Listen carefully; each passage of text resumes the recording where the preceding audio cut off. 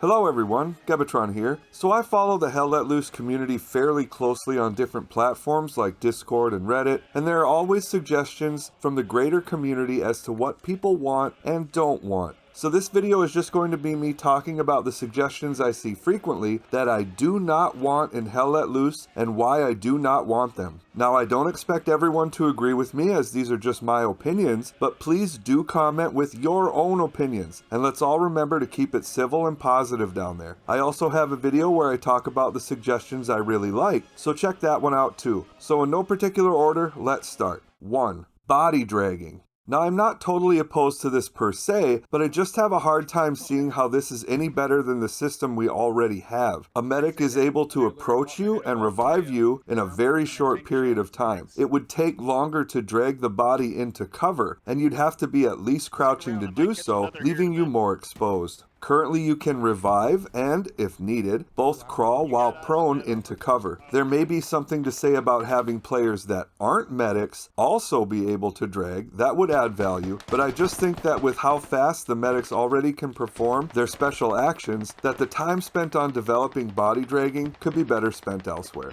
2. Level locks on officer roles. This one I'm pretty opposed to, even though I fully understand why it is requested frequently. The first reason is simply for learning. I know I'm not the only one that goes into empty servers to experiment with game mechanics, and if new players are handcuffed by this, I think that is really discouraging and in no way helps players that are trying to learn things about these roles even before they take them in an active match. Nothing will beat first-hand experience. Second is for server seating. I don't own a server currently, but if I did, I would oppose this. Seating works best when you have a commander and a couple officers to help set the stage. If all my seaters have to be a required level, then seating could simply be more difficult, and starting a match shouldn't have to be difficult. Not only that, but seating is also a great time to teach newer players about those roles by having them step into them. Third is that there are already ways to handle officers that are not up to the task. You can help teach them, you can vote kick ineffective leadership, you can leave the squad. Depending on server rules, you can even get an admin involved, like say you have an officer who isn't performing their tasks or using a mic or whatever. And finally, these people paid to play the game too. Maybe the only role they're interested in is playing commander, or they got the game specifically to play tank commander. It may not be ideal for you in the moment, but they will learn and it will all be just fine.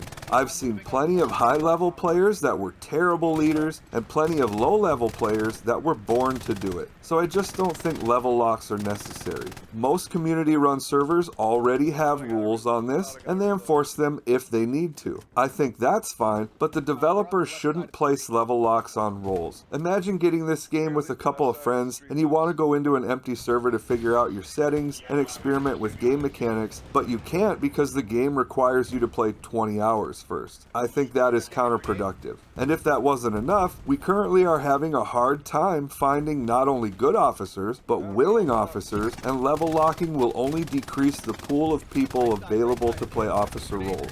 3. Armor that can't be operated unless X amount of crew. I think everyone has played in a game where you were armor and there simply wasn't anyone else playing it, or the other squads were already full. I know I have. Solo tanking is never ideal, but what else are you supposed to do if you want to play armor and there is no one available to play with? Or what if you want to go into an empty server to learn how to drive and operate tanks? You can learn more about solo tanking here, and while I don't advocate for it, it's definitely not the end of the world, especially if following some of the guidelines presented in that video. I've even delivered armor to full armor squads at the front as a solo tanker, so they could experience less downtime after being destroyed. Should there be a mechanic preventing me from doing this? It just seems unnecessary to me. And again here, there are ways to deal with this in the game already if it is a real problem and you have a solo tanker wasting valuable resources. Vote kicks, admins, etc. I understand why people do request this, but I just don't think it will make the game any better.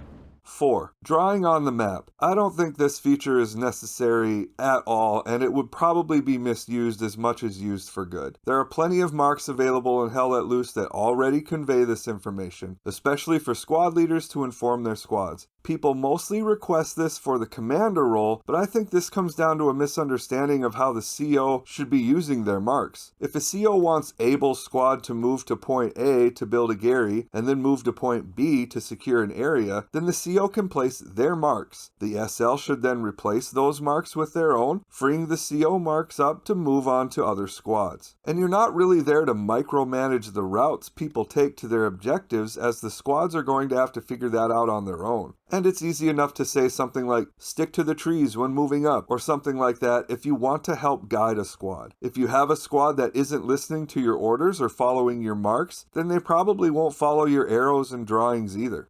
5. Picking up enemy weapons. I don't know if any of you have played Heroes and Generals, but two armies both equipped with STG-44s going at each other is not fun.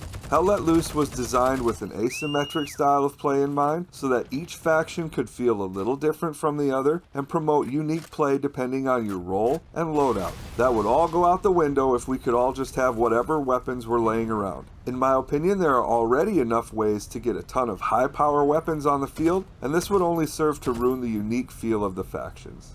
6. Mag checks. The type of mag check where you pull out your magazine, look at the top round, and somehow know the total amount of rounds left in your magazine has always felt like a really dumb mechanic to me. That just isn't how that works, and I know it's a video game and there are other video game mechanics, but this is not one we need. I would not be opposed to a general visual indicator like those found in Squad or Postscriptum, where they let you know that you have a fullish, about half full, or almost empty magazine with no specific number indicated. But those indicators really don't tell you anything you already shouldn't have a good idea about. The weapons in Hell Let Loose are all pretty low capacity and should be relatively easy to keep track of, not to mention that most of the weapons are easily and quickly reloaded. There are a couple of exceptions, but I think that players should be aware of their bullet counts in their own heads if that's important to them. That's how I play anyway, and I don't want a game mechanic to do this for me. Also, the way that Hell Let Loose handles ammo doesn't really fit well with mag checks anyway.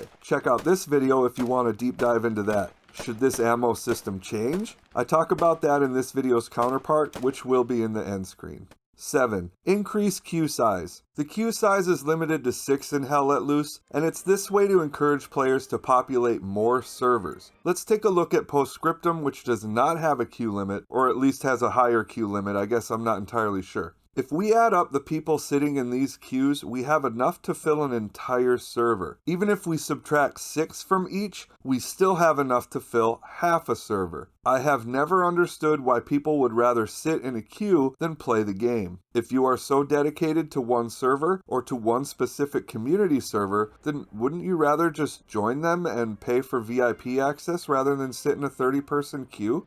Small queues equals more players playing the game, which is better for them and also for the communities that are running servers, as more servers stay populated longer. 8. Vehicles locked to certain squads or players. I understand this one too, and the requests for this really increased once half-tracks were introduced. People would be moving these mobile spawns after they had already been set up as part of a garrison network, and of course that can be annoying. But this can also be remedied with some communication. Imagine how annoying it would be to have to switch who can have access to vehicles. Sometimes these vehicles can switch hands many times over a match, and I, for one, don't want to be micromanaging this while playing CO, or any role for that matter. Just communicate early and often, and this shouldn't be a problem. 9. Weapon malfunctions. This would be terrible. Now, I love these types of mechanics in role-playing games or more open-world action games. I loved it in Far Cry 2. I loved having to maintain my weapons in Fallout games. Even Red Dead Redemption 2, where your weapon's performance degrades as it is used and gets dirty. These games all take place over a significantly longer period of time and are trying to build a much larger and deeper world. Not to mention you are fighting against AI, which can't hold a candle to a decent Hell Let Loose player. It would be terrible in a competitive game like Hell Let Loose where a microsecond is the difference between you and your enemy's bullet. People would start blaming the game for singling them out, and it would increase player frustration. I get that it could be a little more immersive, but without a game mechanic to counteract this, I think it would just be a disaster, and no one is going to want to clean and oil their gun after every firefight. I think it would just be bad. 10. Balanced points. The idea here is that every strong point needs to be placed in the center of every sector so that it's the same for each faction. I didn't get Hell Let Loose because I wanted a perfectly balanced game. Some points are going to be harder to take for one team than the other. That's part of the challenge for me. Additionally, one of the big selling points to me was that the maps were, and I quote from the game's description on Steam, modeled on real reconnaissance images and satellite data. Now, the devs have made some slight changes over time for the sake of balance, but to me that isn't what this game is about, and as far as I know, it's currently the only game on the market that has this as a feature. Not even Postscriptum can boast this, and Postscriptum is more historically accurate in most regards. 11. Specialized squads. Hell Let Loose allows for flexibility in squad composition, and I think that is pretty neat. Because of this, I think you are already able to make any type of specialized squad you really want. Check out this video if you want to see a 3-man Logi squad in action. This is different to, say, Postscriptum, where you must have, X amount of players before other roles become available in that squad. And that works great for Postscriptum and what that game is trying to accomplish. But because Hell Let Loose does not have that requirement, you can run a dedicated MG squad with a squad leader as spotter and a rifleman for ammo and maybe a medic to keep the MG up. You can run an engineer squad with 2-3 guys that do a little role swapping. I've ran a dedicated armor support squad with a squad leader, engineer, support, and medic. I've ran an AT squad and even more specifically, AT gun squads. You are already able to mark your squads as certain specializations here, but your imagination is the limit. Also, the way it's currently designed allows squads to change their focus on the fly, which means if you find yourself not having fun manning that AT gun, you can switch it up and do whatever you want or adapt to whatever your team needs. I think what people mostly want here is to be able to have a dedicated in-game logistics squad capable of having multiple engineers, but I personally don't think it's necessary or think it would add anything that can already be done with just a little bit of coordination. So there are 11 things that I do not want to be added or changed to Hell Let Loose. Do you agree? Do you disagree? Let us know why or why not down in the comments. Just remember to keep things positive and civil, as we are all here because we enjoy Hell Let Loose and want to see it succeed. Don't forget to watch the counter video to this one in the upper left if you haven't already. Please check the description for links to support the channel. I'd appreciate it if you do all the things that help the algorithm. Subscribe for more. Thank you so much for watching and hope to see you in the next one.